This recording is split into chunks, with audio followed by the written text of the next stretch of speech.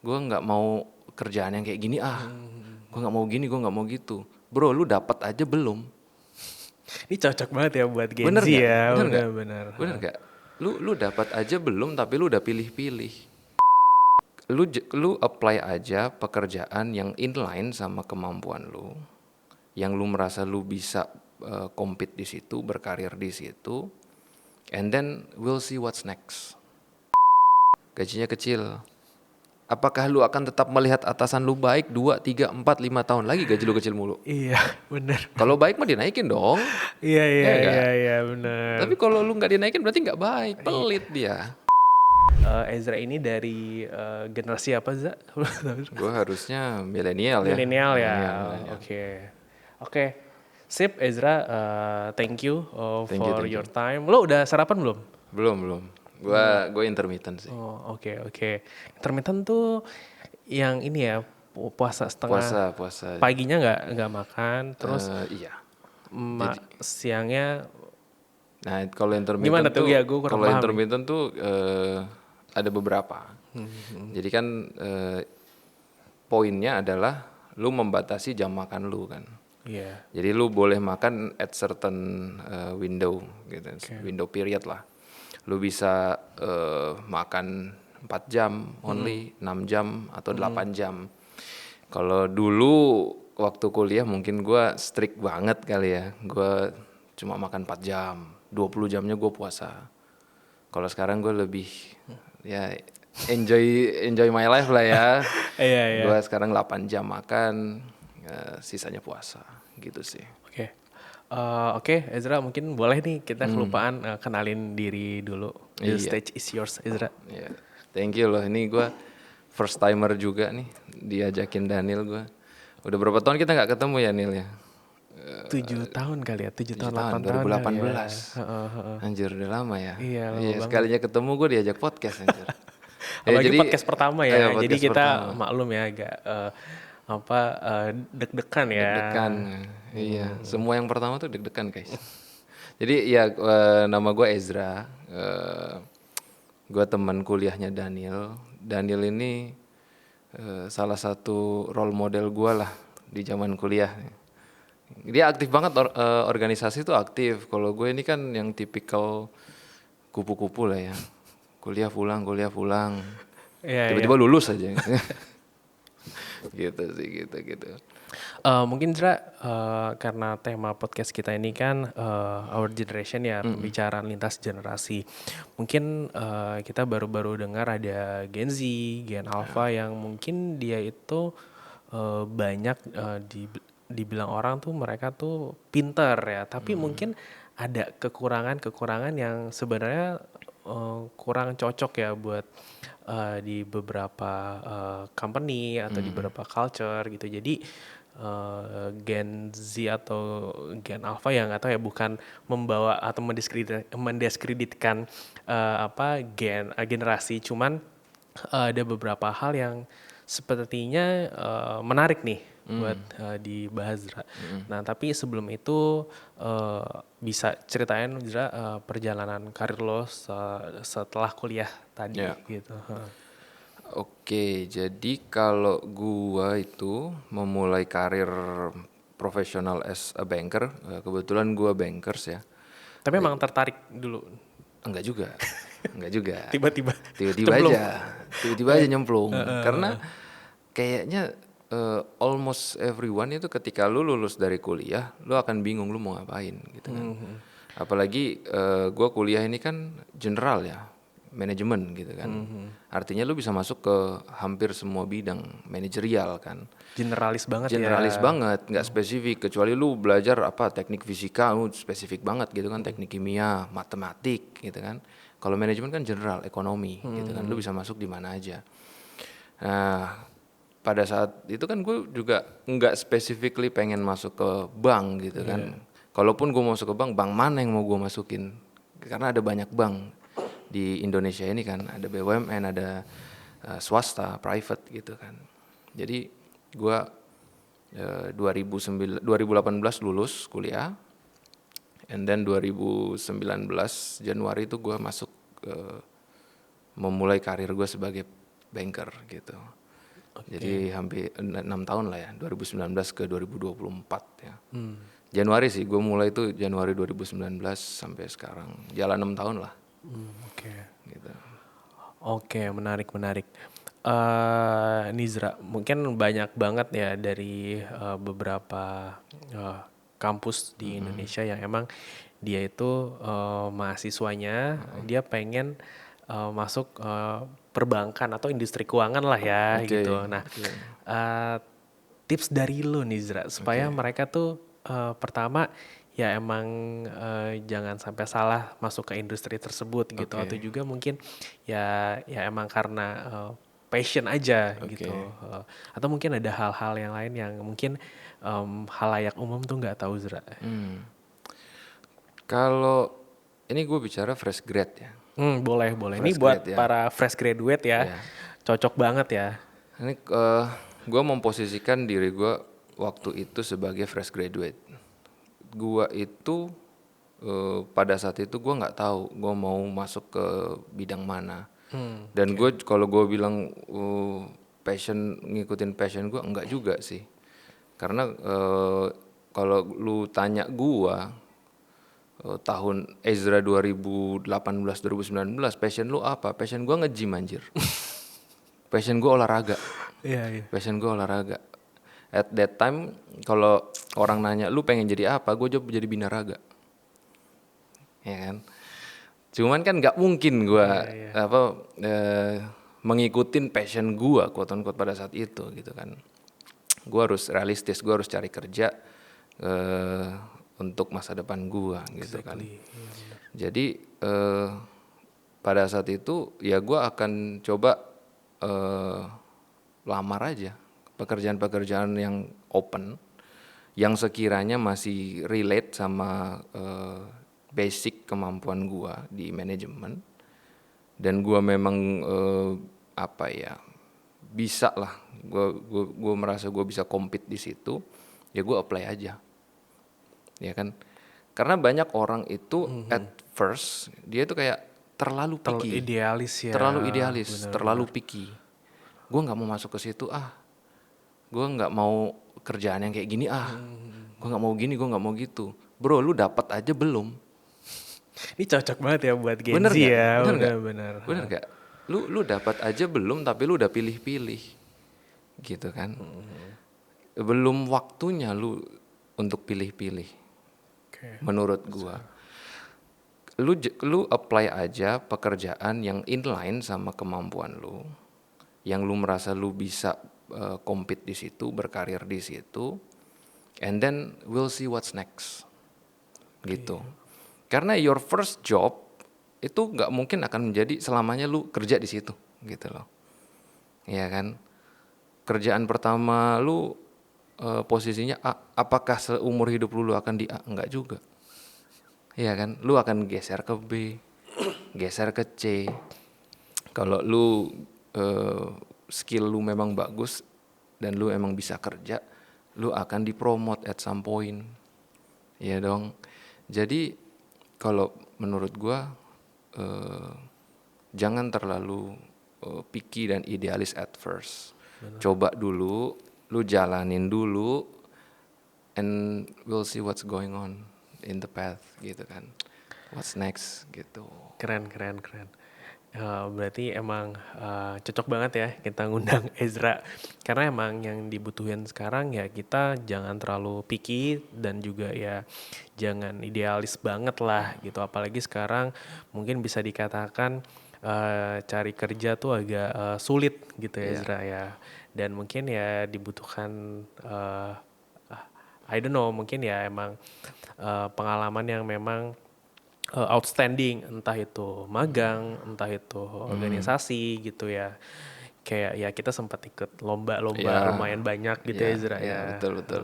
Jadi ya kalian buat teman-teman ya kuliah aja tuh belum cukup gitu ya Zra ya. Harus ada pengalaman di luar kuliah juga. Oke, nah terus mungkin yang menarik lagi nih Zra. Terus kan lu sempat masuk ke salah satu BUMN nih ya kan di bidang perbankan, terus sempat gue baca-baca lu kayak manajemen trainee gitu ya. Ya. Heeh. Nah, terus kira-kira Ezra, terus sekarang nih yang menarik lagi, teman-teman Ezra sekarang di Bank Korea ya, jadi opa-opa Korea gitu.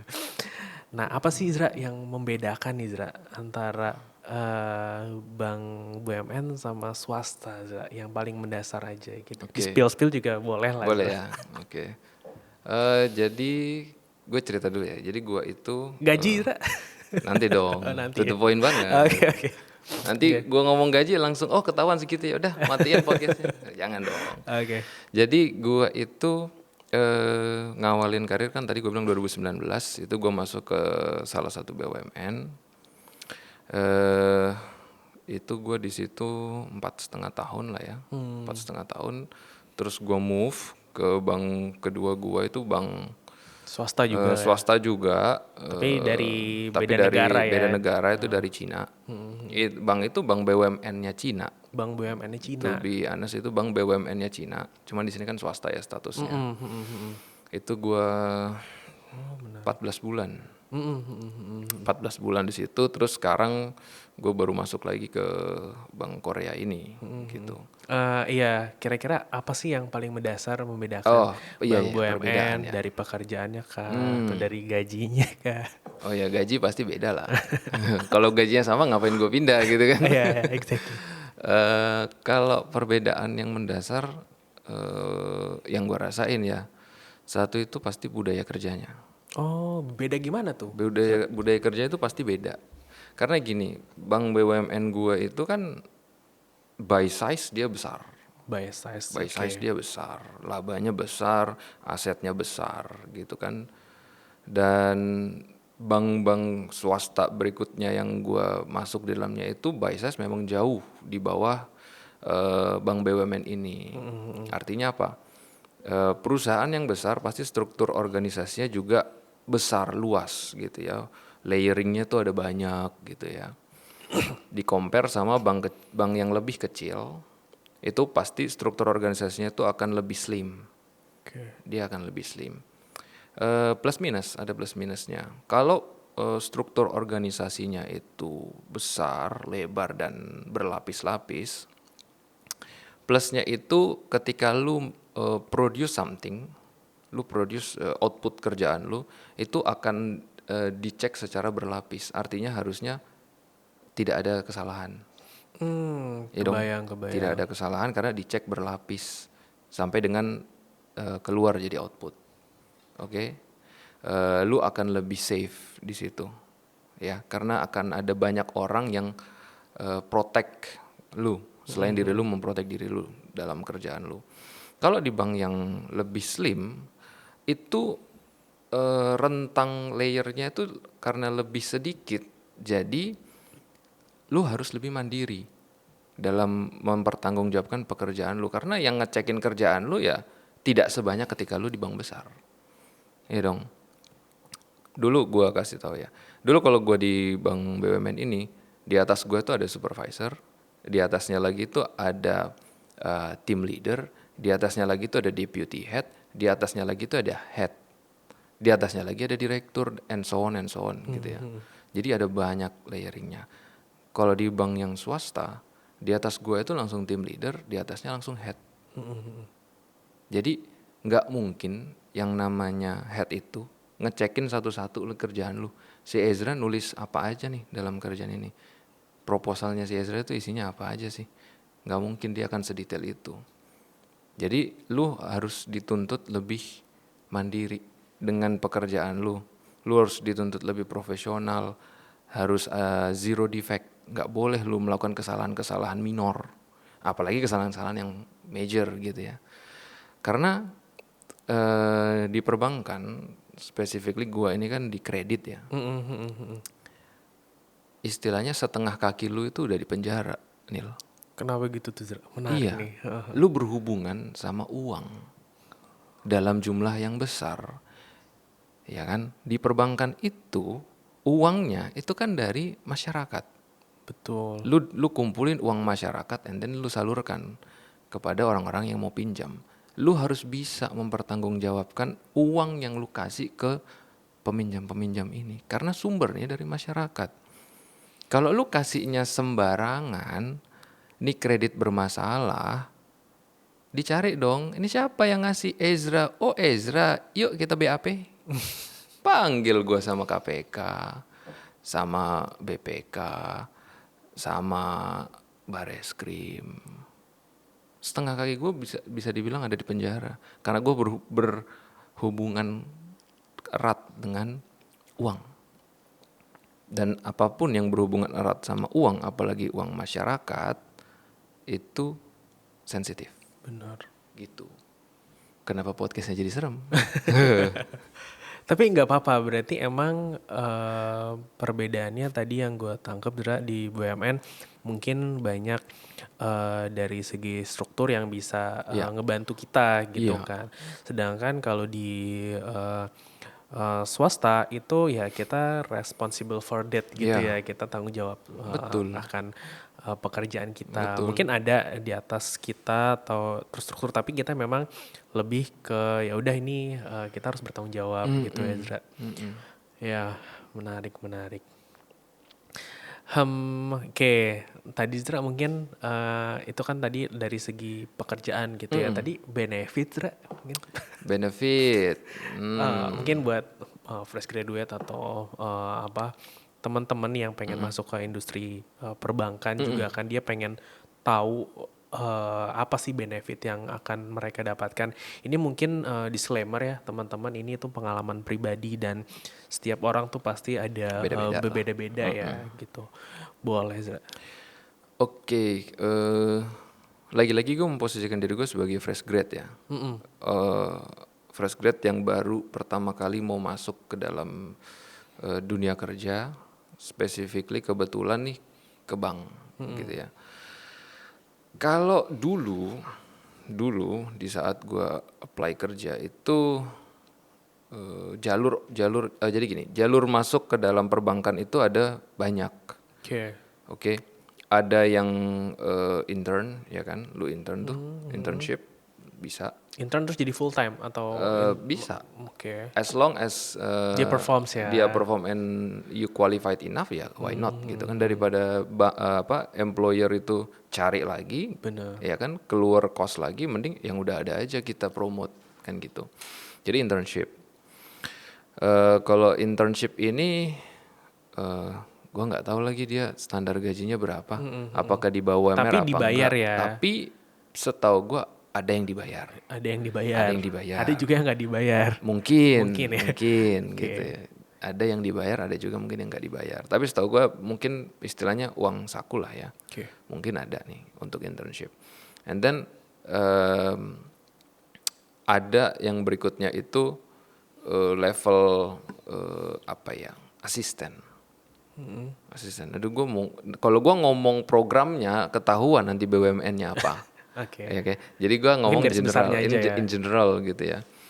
Jadi ada yang namanya level asisten, asisten atau junior staff lah ya. Ini sistemnya hampir mirip sama internship. Kalau internship ini kan intern lu magang ya. Kalau ini nih pegawai kontrak. Si asisten atau si staff ini nih statusnya pegawai kontrak, bukan full timer, belum full timer. Kalau yang di level ini setahu gue udah UMR. And then yang ketiga itu ada kalau di perbankan itu istilah commonnya itu ODP. Itu yang MT gitu ya. Ya, ODP atau MT. Ini bisa dibilang ini kayak kalau di TNI atau Polri itu perwiranya lah. Jadi kalau lu masuk di sini, lu berarti jalur perwira nih. Jalur yang harusnya karir lu akan cepet. Harusnya ya. Kan ada kalau di Polri ada Tamtam. Ya, ada Tamtam, ada Bintara, and then ada Akpol atau Akmil. Nah, kalau ODP ini yang kayak Akpol atau Akmilnya. Ya, waktu itu gue masuk di sini, ODP ini. Kalau di sini yang jelas gajinya udah di atas UMR. Di atas UMR. Kalau pada saat itu gua berapa ya? 20% apa 25% di atas UMR lah. Pada saat itu. Tapi itu masih program kan ya, enggak, even lu udah diangkat jadi pegawai tetap. Kalau yang ini langsung jadi pegawai tetap ya. Kalau Oh ODP gitu. ini langsung diangkat jadi pegawai tetap. Lu naik jadi pegawai tetap pada saat itu gaji yang gue dapat itu 20 apa 25% lah ya, di atas UMR Jakarta. Tapi setahu gue saat ini untuk program ODP ini sudah lebih baik dalam sistem remunerasinya. Benar-benar. Udah lebih baik, mungkin bisa 2 kali UMR. Iya. Lumayan dong. Jadi beda zaman tuh Beda beda zaman, beda ini iya, ya. Jadi lumayan dong. Dan and then di atas ini ada lagi yang namanya pro hire. Pro hire ini seperti namanya, yang direkrut itu bukan fresh grade, tapi orang-orang yang sudah punya pengalaman kerja, yang sudah punya experience gitu untuk beberapa posisi tertentu. Ini namanya pro hire. Kalau yang pro hire ini gajinya bisa tak terbatas. Oh ya? Ya, Jadi tergantung request tergantung gitu nego-negoan kali lu ya. sama pemberi kerja. Ya. Tapi gua spill aja, kalau lu masuk di pro hire biasanya kenaikan gaji lu itu dari sebelumnya itu rata-rata 30-40% Oke. gitu. Ini sudah jauh lebih besar daripada inflasi kita. Oke. Inflasi kita itu paling berapa? 3, 4, 5 kenaikan tahunan, increment tahunannya nih ya. Berarti Karena kan tiap tahun kita naik gaji gitu ya, ya. kalau di company yang gue masukin tiap tahun tuh ada kenaikan gaji yang mengikuti dengan kenaikan inflasi. Oke. Gitu.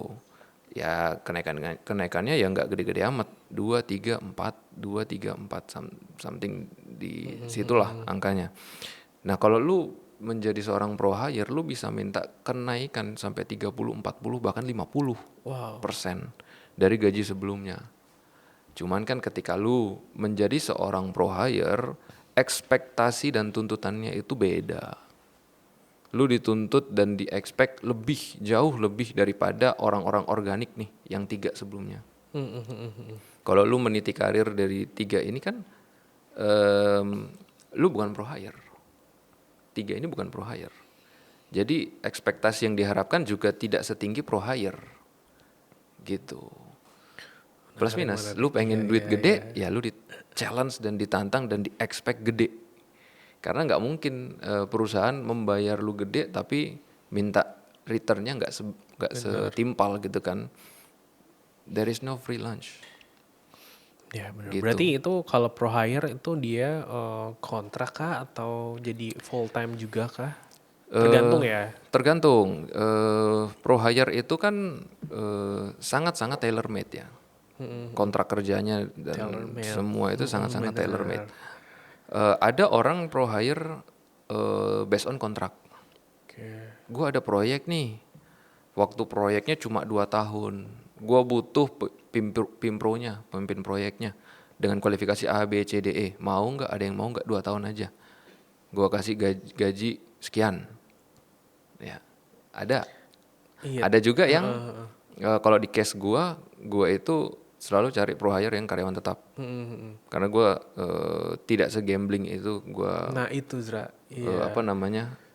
Gue mau pro hire 2 tahun doang. Tahun ketiga gue nganggur dong. Iya, nah itu berarti emang programnya 2 tahun aja gitu kan, berarti banyak yang nggak mau kan. Itu mungkin orang-orang yang hanya ya udah sekedar gue mau kerja aja gitu kan kalau kayak gitu. Atau gimana emang ya mereka minta kualifikasinya bagus ya kan, ABCD terus dia cuman dikasih kontrak 2 tahun aja kan, orang juga pasti kan males gitu kan Zra. Balik ke orangnya sih. Dia berkecimpung di bidang apa gitu.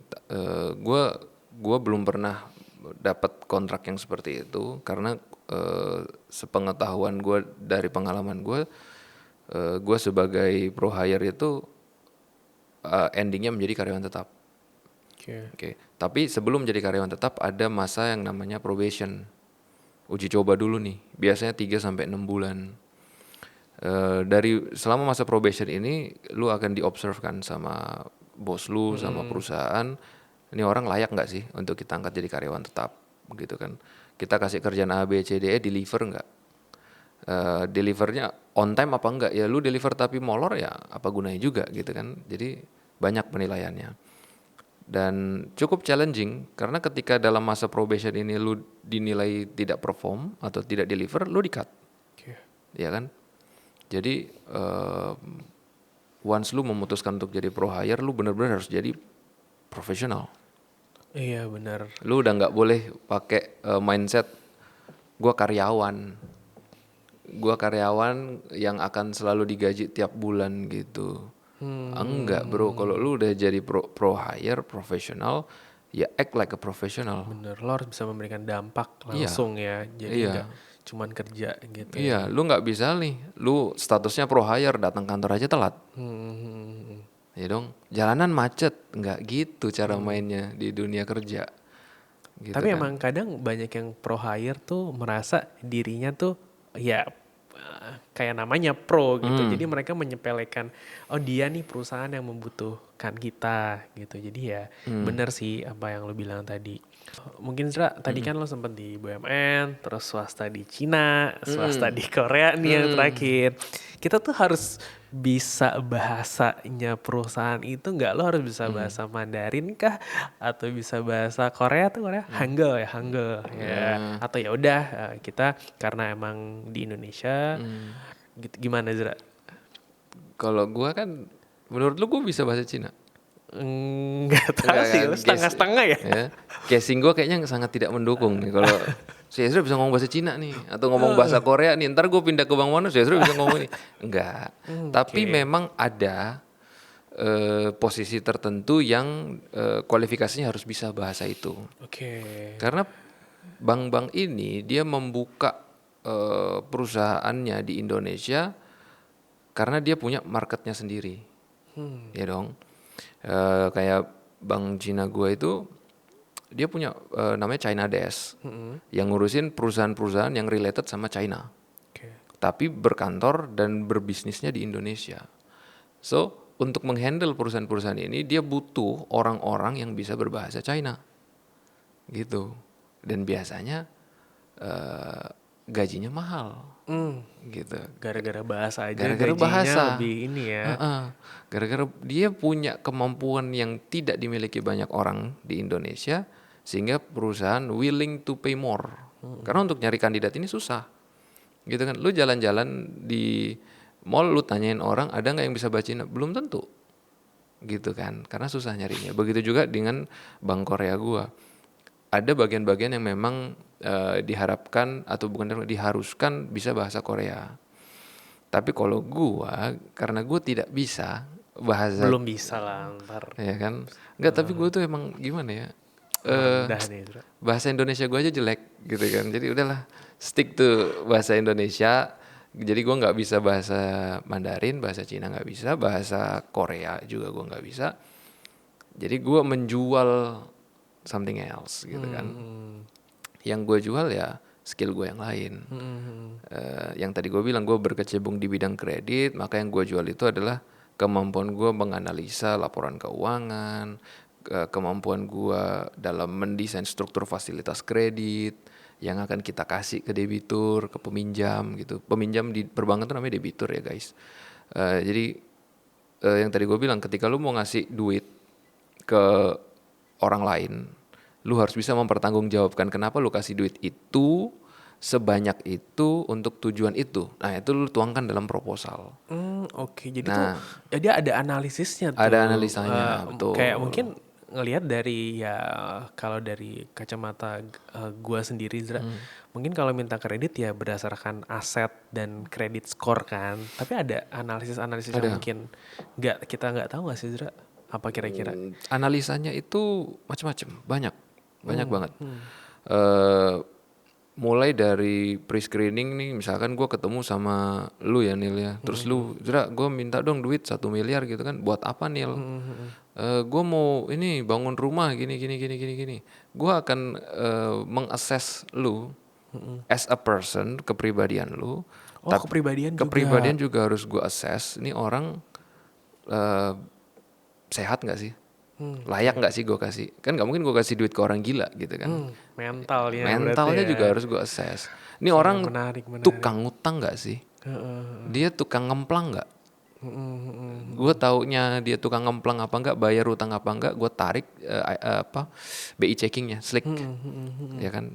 Jadi semua orang di Indonesia itu ada BI checkingnya, Slicknya tuh ada. Jadi kalau lu ngemplang, lu nggak bayar utang, baik itu ke perbankan maupun ke institusi keuangan lainnya, itu tercatat di Bank Indonesia, ya. Nah kalau catatan lu jelek, nggak bakal ada bank yang mau ngasih ke lu gitu. Jadi itu pun gue harus assess. Nanti habis itu gue assess lagi, lu mau pinjam 1 miliar untuk apa? Bangun rumah, oke, bangun rumah di mana? Gitu kan. Kualifikasi rumahnya apa? Bener nggak rumah yang lu mau bikin tuh emang 1 miliar gitu kan. Jangan-jangan lu bangun rumah 200 juta, 800-nya lu pakai jalan-jalan ke Eropa. Oh, oke, menarik nih. Berarti nanti uangnya itu ditransfer ke rekening pribadi, bukan ke rekening yang kayak developer rumahnya lah atau apa gitu. Ada banyak skemanya. Oh, banyak Ada banyak skemanya ya. skemanya. Lu Iya sih. jadi dalam dunia perkreditan itu ada banyak. Ada yang ditransfer direct ke rekening lu, ada yang ditransfer direct ke developer, gitu, macam-macam. Oke, oke. Ini mungkin ilmu juga ya buat generasi-generasi yang baru akan mungkin KPR rumah gitu ya. Terus juga ingin ada pinjaman. Ini mungkin cocok banget. Nah Zra, kebetulan tadi bahas rumah nih Zra. Kira-kira menurut lo KPR di Indonesia tuh worth it gak sih Zra? Maksudnya dengan ya bunga, skema gitu, dan apakah itu aman Zra? Kayak ada beberapa yang gue nggak tahu ya, dia cuman ngasih HGB-nya gitu-gitu. Mungkin lo paham gak sih Zra, kalau misalnya emang di bidang lo ya, tapi kalau enggak nggak apa-apa. Eh, kalau bidang pekerjaan sebenarnya itu bukan ranah gua. Oke. Cuman gua berbicara sebagai individu, pelaku ya. Pelaku yang KPR juga gitu kan. Oke. Kalau lu tanya worth it apa enggak, menurut gua sih worth it. Menurut gua pribadi. Kenapa? Karena kan mungkin gua masih menganut old school ya. Gua harus punya rumah. Gitu. Kalau gue. Tapi kan ada juga orang-orang yang gua nggak mau punya rumah. Karena mereka melihat rumah itu bukan sebagai aset tapi sebagai liabilitas. Karena ketika lu beli rumah lu harus bayar pajak. Ya dong. Iya pajak ya. Lu beli rumah, kalau lu beli rumah di perumahan lu bayar IPL. Ya kan?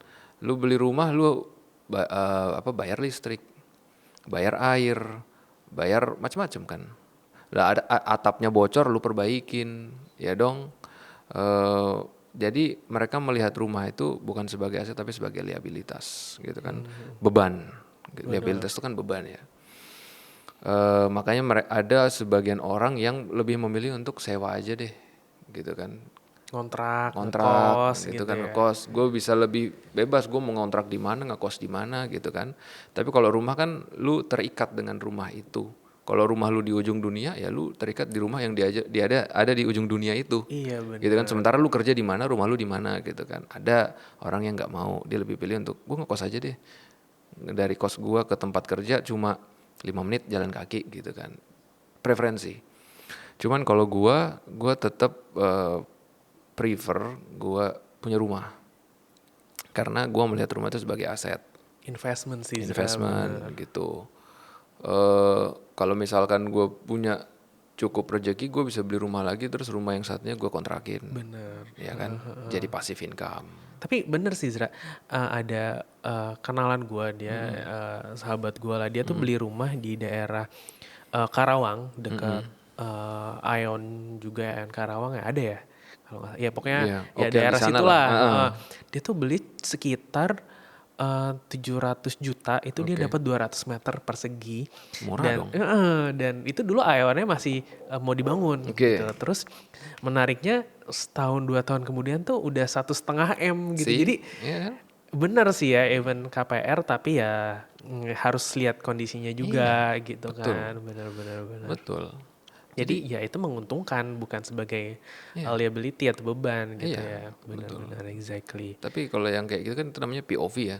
Ya terserah orangnya dia mau lihat kayak gimana gitu kan. Kalau lu melihat dari sisi yang negatif ya lu akan tetap melihat yang negatif. Mm-mm. Regardless kita mau ngomong yang positifnya kayak gimana, kalau orang itu ngelihatnya sisi negatif ya dia akan tetap melihat yang negatif. Iya, iya. Gitu. Even tadi bener dia tuh kantornya di Jakarta, terus dia bolak-balik ya. Tapi tetap emang mereka tuh sangat terikat sama rumah tersebut. Tapi ya akhirnya worth it karena nilai rumahnya tuh naik gitu. Betul, betul, betul. Benar-benar. Paling Oke. kalaupun lu mau mitigate ya, lu mau beli rumah, tapi lu takut gitu kan, ini rumah nanti jadi beban apa jadi aset gitu kan. Ya ketika lu mau beli rumah, lu bener-bener cek lokasinya, Bener. ya kan. Lu beli rumah di mana. Tapi banyak rumah yang nganggur sih, Zra. Maksudnya yang nggak terurus ya dari Iya. yang Makanya nggak bertanggung jawab. kalau lu mau beli rumah tuh lu cek dulu lokasinya, lingkungannya, tetangganya gitu kan, akses jalannya. Jangan hanya lu lihat murah atau mahal. Karena murah atau mahal tuh relatif. Bener. 1 miliar buat lu mungkin murah, tapi buat orang lain tuh mahal banget gitu kan. Jadi murah atau mahal tuh relatif. Dia bisa bilang 1 miliar murah, kenapa? Oh, dekat sama fasilitas umum, akses jalannya bagus, dekat sekolah, dekat stasiun kereta, akses tolnya gampang, ya kan, bebas banjir. Kalau bebas macet kayaknya enggak lah, semua di Jakarta kayaknya macet gitu ya. Jadi eh, plus ini ketika di-compare dengan harga 1 miliar, murah nih. Karena lu dapat A, B, C, D, E gitu kan. Jadi murah atau mahal tuh relatif. Yang lu harus lihat itu benefit yang lu dapat ketika lu put your money di situ gitu kan. Lu invest ke situ kan, lu effort untuk bisa dapetin tempat itu kan. Jadi lu nggak boleh asal-asalan gitu loh investasinya gitu. Oke, Zra, ini ada mungkin sebelum masuk ke sesi terakhir, gue pengen tanya nih, cara lo bangun relasi atau networking, gue lihat tuh di LinkedIn lo, nanti mungkin gue cantumkan lah ya, dan ada foto-foto dengan beberapa BUMN ternama juga. Nah itu gimana tuh Zra? Maksudnya bangun relasi seperti itu gitu, karena keren banget gitu, karena beberapa orang yang mungkin di level lo itu masih struggle buat bangun networking atau relasi seperti itu, atau mungkin ya ada tips and triknya nggak sih buat yang mungkin ada yang di industri keuangan juga, perbankan juga pengen bangun relasi yang kuat gitu Zra, atau karena emang ya mereka butuh aja gitu, atau emang kita yang datang dengan tadi tools yang mungkin tadi kelebihan lo dari kemampuan analisis, forecasting dan lain-lain, atau ya emang karena mereka butuh ya udah gitu. Tapi kan tetap harus kita ini kan filter juga kan. Itu gimana tuh Zra bangun relasi sih? Kalau gua bilang lu nggak bisa bangun relasi itu rely on yourself sendirian gitu ya. Artinya lu butuh orang lain, lu butuh temen juga Benar. yang bisa meng-guide lu gitu kan. Kalau gua sih bukan saran ya. Gue melihatnya gimana caranya gue bisa membangun relasi itu adalah satu, lu harus nyemplung ke ke ke situ. Karena kalau lu nggak nyemplung ya gimana caranya lu mau survive gitu kan. Ketika lu mau berenang ya berarti kan lu harus masuk dulu ke airnya kan. Lu nggak bisa berenang di darat gitu kan. Nggak gerak lu, yang ada lecet badan lu kan. Jadi lu harus nyemplung dulu. Lu adaptasi sama airnya. Seberapa dalam airnya nih? Airnya dingin apa panas? Terus ada siapa aja di kolam itu gitu. Jadi yang kedua, setelah lu nyemplung lu adaptasi, and then cari teman, partner, mentor, anything lah, untuk supaya lu itu nggak hilang arah gitu. Karena ketika lu nyemplung di tempat yang baru, lu harus beradaptasi, dan adaptasi itu juga nggak bisa lu lakukan sendirian. Lu harus cari mentor sih kalau gue bilang, temen yang bisa ngajarin lu gitu. Karena nggak semua orang itu yang hebat ya. Semua orang hebat itu nggak mungkin dari awal dia hebat. Ya kan, nggak mungkin dari awal kayak gue tahu harus ngapain A B C D, enggak. Pasti ada orang yang ngajarin dia di awal. Benar. Mentornya tuh pasti ada. Dan kalau dia bilang gue ini self taught gitu kan, otodidak gue bullshit lah. Nggak mungkin lu nyemplung gitu kan. Gue tahu cara bikin proposal kredit, gue tahu cara deketin perusahaan A B C D E, nggak mungkin men. Lu butuh mentor, lu butuh Benar. orang yang bisa meng-guide lu, dan kemauan lu juga untuk mau belajar, untuk mau beradaptasi, untuk mau survive gitu ya. Karena ketika lu sudah nyemplung tapi dan lu udah dapat mentor, orang baik yang mau ngajarin lu, tapi lu nya nggak mau beradaptasi dan nggak mau survive, ya lu akan tenggelam gitu. Jadi kalau lu tanya gua, gimana caranya lu kenal sama A B C D E? Ya satu, learning by doing. Dua, learning by doing tadi, adaptasi ya. Dua, lu cari mentor. Tiga, action. Lu harus action. Kalau lu be still, do nothing, nggak mungkin orang-orang itu datengin lu. Emang siapa lu sih sampai perusahaan-perusahaan gede itu datang ke lu gitu kan? Ya lu harus action, mulai, lu harus berani gitu kan. Udah diajarin, praktekin. Jangan diajarin, lu kekep, lu diem gitu kan. Nggak bisa dong. Jadi lu harus action, lu harus Oke, benar-benar lakuin sih. menarik.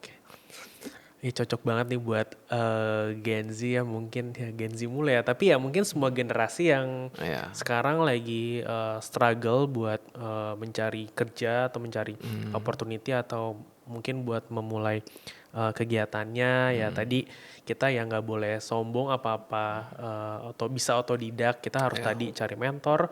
Terus ya udah, habis itu udah diajarin sama mentor ya action gitu ya. Jadi bener banget sih. Nah, terus Dra, mungkin tadi mungkin lo banyak kesibukan juga. Thank you udah menyempatkan waktunya buat maintain work life balance tuh. Ya mungkin digaung-gaungkan anak muda zaman Iya. sekarang itu seperti apa Zra? Ya, biar Dan mental health gak tau ya, terjaga soalnya ya. gue lihat lu tuh balance banget sih ya. Maksudnya dalam artian lo bisa intermittent fast gitu, terus juga bisa ya apa ya, ya enak aja gitu dalam menjalani hidup. Gimana, lo ada tips and trick ya buat work life balance buat anak muda sekarang? Iya. Biar mental health terjaga ya. Ya kan? Betul. Tadi kan lo katanya mental nih, kalau mau lihat apa-apa tuh kreditur, kreditur ya, Ya, mental. debitur. Gimana caranya work life balance? Itu sebenarnya lu sendiri yang ngeset Oke. gitu. Karena kalau di dunia kerja, namanya pekerjaan itu kan nggak pernah ada habisnya ya. Bener. Iya kan? Kalau misalkan jam kantor tuh nggak ada batasannya, ya 24 jam mungkin lu di kantor. Karena tiap saat ada aja kerjaan, ada aja kerjaan. Lu kerjain, tiba-tiba lu udah mau selesai, ayo pulang yuk, nanggung. Ya kan? Kalau lu nggak membatasi diri lu, ya nggak akan pernah ada work life balance. It start with you. Itu kan di bawah kontrol lu sebenarnya. Lu pengen work life balance apa enggak? Dan work life balance-nya yang seperti apa? Ini kita bicara balance ya. Nggak bisa lu baru kerja 1 hari 2 hari, lu pengen cuti 3 hari, nggak balance. Ya kan? Pengen healing ya. Pengen healing, lu baru join di satu company seminggu, wah toxic nih. Ya itu artinya lu belum adaptasi. Iya bener. Gitu Itu beda kan? ya, itu Itu beda. adaptasi ya, bukan work Iya. life balance. Lu- Berarti lu- itu elunya yang gak bisa adaptasi Iya. gitu. Ketika lu baru masuk di suatu environment gitu ya, lu kan harus adaptasi.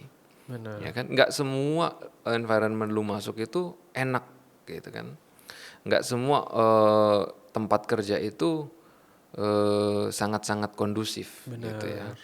Ada tempat-tempat kerja yang mungkin kok bosnya galak banget ya, gitu kan? Kok targetnya tinggi banget ya? Kok peers gua, teman-teman gua nih cuek ya, nggak ada yang bantuin gua ya, gitu ya. Ya lu adaptasi. Nah, menarik nih. Aduh, jadi panjang ya. Jadi sebenarnya nih ini mungkin yang banyak di jadi concern beberapa anak muda sekarang. Tadi lo mendingan atasan lo yang baik tapi gaji lo kecil, atau atasan lo galak tapi gaji lo gede? Atasan lu galak, gaji lu gede, atau Iya, atasan lu baik, gaji lu kecil. benar. Gue kebalik ya ngomong ya. Ya pokoknya atasannya galak, terus gajinya gede, atau atasannya baik, gajinya kecil gitu. Jadi kan ya beberapa orang ya nggak apa-apa lah, yang gaji gue kecil, yang penting gue nyaman, atasan gue mental health baik. terjaga gitu kan, nggak toxic people. Heeh. Kalau eh, gua kerja itu profesional ya. Oke. Jadi menurut gua eh, atasan galak must be a reason gitu kan. Ada alasannya. Kenapa sih dia galak? Keren guys. Iya gak sih? Profesional, iya betul. Kenapa dia sampai galak Benar-benar. gitu kan? Ya kan lu nggak mungkin lu kenalan sama orang tiba-tiba lu langsung dimarah-marahin. Iya. Kan nggak mungkin. Itu mah bukan galak tuh gila. Iya dong. Tapi kalau Iya, iya, misalkan iya. lu kerja sama orang, kenalan sama orang gitu kan, lu deliver pekerjaan lu on time, good quality, nggak mungkin loh lu dimarah-marahin. Benar, Iya nggak sih? benar. Profesional aja ya. Iya, lu being profesional aja, lu kerja cari duit. Ya kan? Lu mau dibayar lebih, lu mau dibayar tinggi, lu di-expect tinggi. Mungkin atasan lu marah karena lu dibayar gede, di-expect tinggi tapi nggak deliver. Gitu dong. Dan lu nggak bisa put the blame ke atasan lu. Dia galak, dia toxic, nggak juga. Iya, Mungkin lu harus refleksi ke diri lu gitu loh. Apakah mungkin salahnya di lu gitu kan? Apa lu yang nggak deliver atau gimana gitu kan? Jadi kalau lu tanya pilih yang mana, gue pilih yang paling memberikan benefit lebih ke gue Oke. gitu. Karena ya udah sisanya bisa profesional Sisanya gitu. profesional. Setuju. Karena kalau lu memilih atasan baik, gajinya kecil, apakah lu akan tetap melihat atasan lu baik 2, 3, 4, 5 tahun lagi gaji lu kecil mulu? Iya, benar. Kalau baik mah dinaikin dong. Iya, iya, Ya nggak? iya, iya, benar. Tapi kalau lu nggak dinaikin berarti nggak baik, pelit dia. Iya, Gitu iya. kan. Jadi Iya. just being professional aja. Menarik, Gitu. menarik. Oke. Oke, nih yang terakhir nih Zra. Oke. Kira-kira benar-benar terakhir ya Nizra ya. Pesan untuk generasi muda, mungkin yang fresh graduate atau mungkin yang lagi jobless ya, looking for another opportunity. Kira-kira apa Nizra? Eh, Kalau lu fresh grad, lu baru mau cari pekerjaan, ya tadi gua bilang di awal, jangan terlalu idealis. Jangan terlalu picky gitu kan. Coba dulu dan jalani dulu. Baru kita lihat kemudian apa action plan berikutnya apa. Tapi ketika lu posisinya lu udah dapat kerjaan nih, ya kan, lu udah dapat kerjaan, lu udah jadi seorang karyawan ataupun profesional, yang gue bisa bilang ada 3. Lu kerja, lu harus kerja keras. Itu harus dong, lu harus kerja keras. Nggak boleh santai-santai gitu kan. Tapi kerja keras aja nggak cukup. Lu harus kerja cerdas. Lu harus set priority. Lu harus set goals. Lu harus set timeline. Lu harus set action plan-nya. Dalam pekerjaan lu mau ngapain dan kapan gitu kan. Tapi above this two, lu harus kerja dengan integritas. Integrity. Kalau lu pinter, lu hebat, tapi lu nggak punya integritas, buat apa? Oke, sekarang orang bisa ngelihat lu, ih gila keren ya, karirnya cemerlang, ya kan, gajinya gede, ya kan, menjadi role model. Tapi di balik layar lu adalah someone yang nggak berintegritas, soon or later lu pasti keciduk, lu pasti akan kesandung, gitu. Jadi terutama di perbankan ya, integritas ini penting banget, ya kan. Lu ngasih kredit nih ke debitur, Duit soalnya duit, bisa diaudit ya. ya kan, diaudit men. Pak, gue minta dong 100 miliar. Ini FYI kan gue di corporate banking ya, jadi gue main duitnya yang gede banget tuh duitnya berarti gede tuh. nih. Iya. Gue menyalurkan kredit dalam jumlah gede, Bisa tetean tuh. ya kan, ratusan miliar bahkan sampai triliunan nih gue salurkan. 1% dong. 1% dari 100 miliar berapa Nil? My God. Kali bener berapa ya. debitur Nil? Integritas penting banget, benar. Nen, Pak, site visit dong. Ini lihat jaminan saya dong di mana, di Manado, di Balikpapan atau dimanapun itu kan. Di sana lu disogok, disuap. Pak, ini ada titipan. Nih ya Pak, terima kasih kemarin duitnya udah cair atau apapun. Kalau lu sampai nggak punya integritas dan lu telan yang begituan, Nil, percaya sama gue karir lu nggak akan panjang. Kalaupun karir lu panjang, pasti ada at some point lu kena batunya gitu. Karena kan lu berkarir, lu bekerja, lu pasti ingin meninggalkan yang namanya sebuah legacy. Legacy, benar. Ya kan? Apa yang bisa diturunkan ke generasi berikutnya, apa yang bisa dilihat, dirasakan oleh keluarga lu, anak cucu lu gitu kan. Lu kan nggak mau menjadi seorang yang dicap koruptor, ya, dicap tukang ngemplang, nggak bayar utang, and so on gitu. Jadi lu harus kerja keras, lu harus kerja cerdas, dan lu harus punya integritas. Puisi tuh pantun tuh, tas. Ada ini ya rimanya ya. Gimana? Oke, sip. Ezra mungkin itu aja Ezra. Itu aja. Thank you atas waktunya. Dan ceritanya cukup menarik nih, kita nggak tahu nih nanti ada episode 2-nya atau enggak, karena masih panjang banget sebenarnya yang pengen diambil dari insight-nya. Thank you Ezra atas waktunya. Ya, jadi buat kalian yang tertarik dengan konten seperti ini dan dirasa cukup bermanfaat, bisa like, komen, dan share. Thank you.